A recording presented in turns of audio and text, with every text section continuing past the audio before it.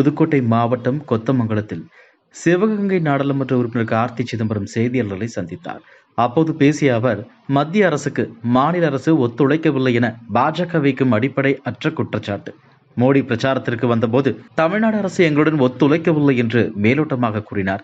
எந்த திட்டத்தில் ஒத்துழைக்கவில்லை என்பதை தெளிவுபடுத்த வேண்டும். தமிழ்நாடு பாஜக தலைவர் அண்ணாமலை தேர்தலுக்கு முன்பு ஒன்று கூறுகிறார், தேர்தலுக்கு பிறகு ஒன்று கூறுகிறார். அதனால் அவர் கூறுவது எனக்கு புரியவில்லை. மேலோட்டமாக தமிழ்நாடு அரசு எந்த வகையில் மத்திய அரசுக்கு ஒத்துழைப்பு தரவில்லை என்பதை கூற வேண்டும்.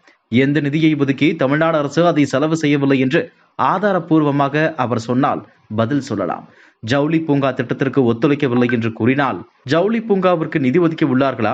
நிதி ஒதுக்கி எந்த வகையில் முட்டுக்கட்டை போட்டார்கள் என்பதை தெளிவாக கூற வேண்டும். அவ்வாறு சொன்னார்கள் என்றால் தமிழ்நாடு அரசு அதற்கு பதில் சொல்லும்.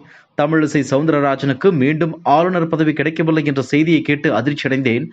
சௌகரியமாக தெலுங்கானாவில் ஆளுநராக இருந்தவர் அண்ணாமலையின் சித்து விளையாட்டால் பலிகடா ஆக்கப்பட்டார். இன்று மீண்டும் ஆளுநர் அறிவிப்பின் போது தமிழிசை சவுந்தரராஜன் பெயர் இல்லாததை கண்டு வருத்தம் அடைகிறேன். யாரை அமைச்சராக்க வேண்டும், யாருக்கு பதவி உயர்வு தர வேண்டும், யாரை நீக்க வேண்டும் என்பது முதலமைச்சரின் முழு உரிமை. மாநிலத்தில் தேர்ந்தெடுக்கப்பட்ட முதலமைச்சர் யாரை வேண்டுமானாலும் நீக்கலாம், யாரை வேண்டுமானாலும் வைத்துக் கொள்ளலாம். அதேபோல் பிரதமருக்கும் அந்த உரிமை உள்ளது. ஆனால் தமிழிசை சவுந்தரராஜனுக்கு மீண்டும் ஆளுநர் பதவி கிடைக்காதது மிகுந்த வருத்தம் என்று தெரிவித்துள்ளார். பிரதமர் நரேந்திர மோடி தலைமையில் 3வது முறையாக பாஜக ஆட்சி அமைந்துள்ள சூழலில் பல்வேறு மாநிலங்களில் ஆளுநர்கள் மாற்றப்பட்டுள்ளனர்.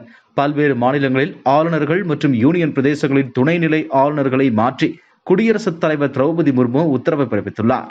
தெலுங்கானா ஜிஷ்ணுதேவ் சர்மா நியமிக்கப்பட்டுள்ளார். புதுச்சேரி துணைநிலை ஆளுநராக கைலாசநாதன் நியமிக்கப்பட்டுள்ளார் என்பது குறிப்பிடத்தக்கது. இதுபோன்ற செய்திகளை மேலும் தெரிந்து கொள்ள எங்களது யூடியூப், ஃபேஸ்புக் மற்றும் ட்விட்டர் ஆப்களை சப்ஸ்கிரைப் செய்யவும்.